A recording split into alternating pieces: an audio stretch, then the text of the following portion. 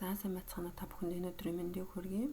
За өнөөдөр хэдүүлээ personal pronoun буюу биеийн төлөөний үгийн талаар үзнэ. Герман хэлний биеийн төлөөний үгийн талаар өгүүлбэрт ямар үгээр ордог, за тэгээ ямар үгнүүд байдаг талаар мэдэх болно.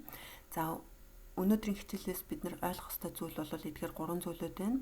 За би уншаад өгье. Герман хэлний үйл үг нь биеийн төлөөний үгдээр хувирдаг. Хоёрдугаарт биеийн төлөөний үг нь нэр үгийг төлөөлж өгүүлбэрт орж болдог. Гуравдугаарт биеийн төлөөний үг нь мөн дөрвөн Т ялгалаар хувирдаг. За эдгээр 3 өгүүлбэрийг задлаад би таад одоо хэдэн слайдуудыг үзүүлье. За эхний слайд бол биеийн төлөөний үг, герман хэлний биеийн төлөөний үг дээр нэр одоо биеийн төлөөний үг дээр үйл үг маань хувирдаг гэж хэлсэн тийм үү. За тэгэхээр одоо энэ дээр та бүхэн маань харж байна. Энэ шугамнаас дээшээгээ биеийн төлөөний үгний ганц тоо, энэ шугамнаас доошоо биеийн төлөөний үгний олон тоог та бүхэн маань харж байна. За мөн үйл үгийн хувиргалын байдлуудыг бас харж байна. За энэ хувиргалын байдлуудыг би та бүхэндээ доошоо явж байгаад энэхүү слайдуудаар бүр дэлгэрэнгүй зааж өгнө. Одоо та бүхэндээ би биеийн төлөөний үгний орчуулгыг нь мөн яагаад ингэж урдталт нь 1 2 3 гэд дугаарлсан байгаа талаараа хэлье. Энэ нь бол маш чухал шүү. За шугамнаас дээшээгээ биеийн төлөөний үгний ганц тооны 1-р бие их, ганц тооны 2-р бие дүү, ганц тооны 3-р бие RCS гэдэг үгнүүд байх нь байна. За эдгээрүүдийг бол та бүхэн маань дандаа ингэж ганц тооны 1 2, ганц тооны 1 2 3 гэж цээжлэх нь шүү.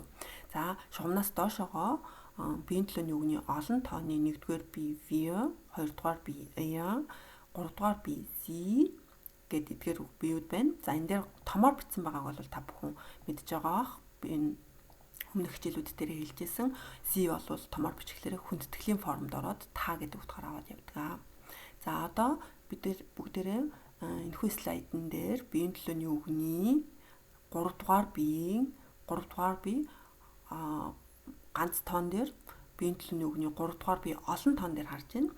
За хичээл эхлэхээс өмнө би та бүхэндээ хэлсэн тийм үү, биеийн төлөөний үг нь нэр үгийг төлөөлж өгүүлбэрт орж болдог гэж. За тэгэхээр эдгээрүүд маань бол 3-р биеийн ганц тоонууд бол нэр үгүүдийг төлөөлдөг байх нь байна. 3-р биеийн олон тоо болохоор бас нэр үгүүдийг төлөөлдөг байх нь байна. За энийг би одоо тайлбарлая. Гэдэг маань бол тэр эрэхтэй гэсэн үг тийм үү. За тэгэхээр der Mann гэдэг нөгөө байглаас өгөгдчихсөн артиклууд маань эр хүүсийн одоо үгийг гэдэг биеийн төлөөний үг маань төлөөлдөг байх нь байна. Der Mann, der Hund geht. Sie, die Frau, die Flasche. Es, das Kind, das Bild гэдэг ингээд төлөөлөд ороод өгүүлбэр тухайн үг, нэр үгээр орохгүй бол биеийн төлөөний үгээр төлөөлүүлж орж болдог байх нь. За sie гэдэг маань бол олон тоо, биеийн төлөөний үгийн 3-р бие. За дахиад энэ дээр харуулъя. Биеийн төлөөний үгийн 3-р бие. Биеийн төлөөний үгийн ганц тооны 3-р биеийг та бүхэн энэ дээр харж байна. За sie гэдэг дээр die Bilder, die Hunde, die Flaschen. За энийг би яцгаасаа дахиад Bilder гэж авчихж die Flaschen. За тэгэхээр яах нь нөгөө der Hund, die Hunde, die Flasche, die Flaschen, das Bild, die Bilder гэдэг ингээд төлөөлөд орж болох нь. За энийг хэдүүлээ бүгдээрээ нэлээд дэлгэрэнгүй хүснэгтэн дээр харъя. За та бүхэн хамгийн ихний хүснэгтэнд биеийн төлөөний үгийн 3-р биесийг харж байна. RCS. За биеийн төлөөний үгийн ялах зэгшүүнтэйг харж байна. Der, die, das. За дахиад биеийн төлөөний үгийг нэр үгийн одоо хүнийг төлөөлсөн байгаа харж байна. Нэр үг der Bruder, er, die Schwester, sie, das Kind, es гэд орж болох нь байна. За дараа нь энэ дээр эд зүйл нэр им үг, эр үг, им үг, сар мөгээр бичигдсэн байна. Der Tisch, er, die Hose, sie, das Buch, es гэж орсон байна. За дараагийнх бол ямар нэгэн абстракт зүйлүүд байна. Der Schock, er, die Empfindung, sie, das Gefühl, es гэд ингээд ордог байх нь байна. За та бүхэн маань ажиллаж байгаа бох тийм үү? Эдгээрүүд артиклууд нь der, die, das гэдэг яг энэ шиг авагдсан байна. За эдгээрүүд маань бол өгүүлбэрт орохдоо ахин хэлье. Эдгээр биеийн төлөөний үгүүдээр төлөөлүүлж оруулж болдог байх нь байна. За хэдүүлээ одоо 3 дахь асуултанд хариулъя. Энэ нь бол биеийн төлөөний үг нь 4 Т ялгалаар хувирч болдгоо гэж хэлсэн. За 4 Т ялгалаар бид нэр яаж хувирдгийг энэ хүснэгтэн дээр харъя. air, s, c гэсэн эдгээр одоо номинатив хэлбэр дээр нэрлэхийн ялгал дээр байгаа үгсүүд маань аккузатив дээр бол ингэж хувирдаг байх нь air, in, s, c. Датив дээр болохоор им, ear, inen гэдэг ингэж хувирдаг байх нь.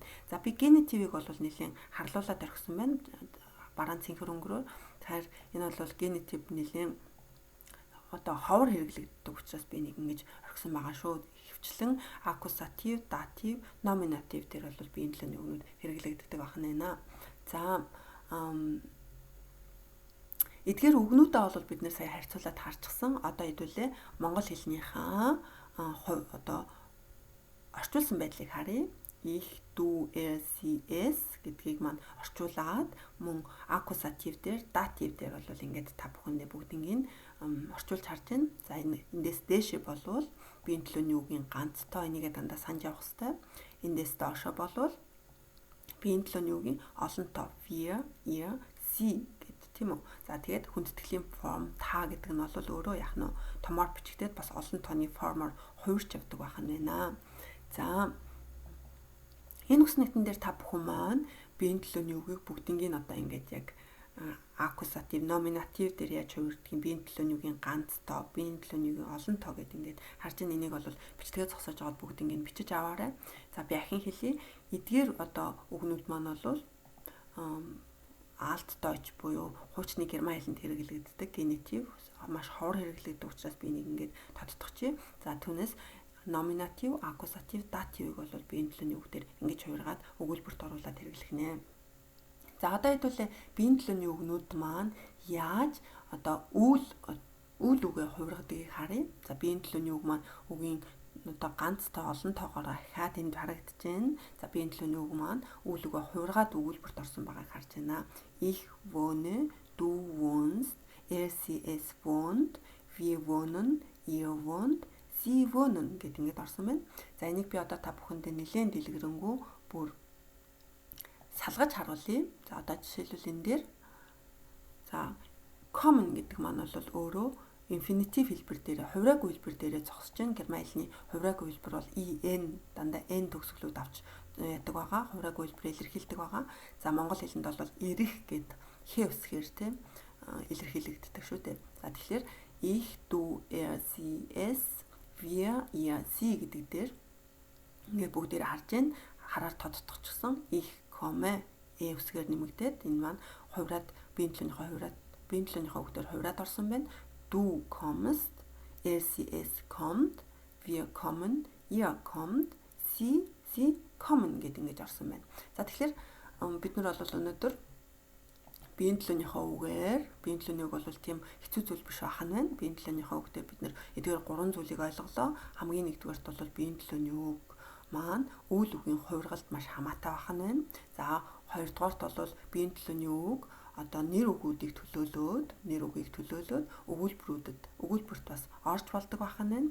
За гуравдугаарт бол биеийн төлөөний үг маань бас өөрсдөө аккузатив, датив дээр ингэж хувирдаг байх нь байна.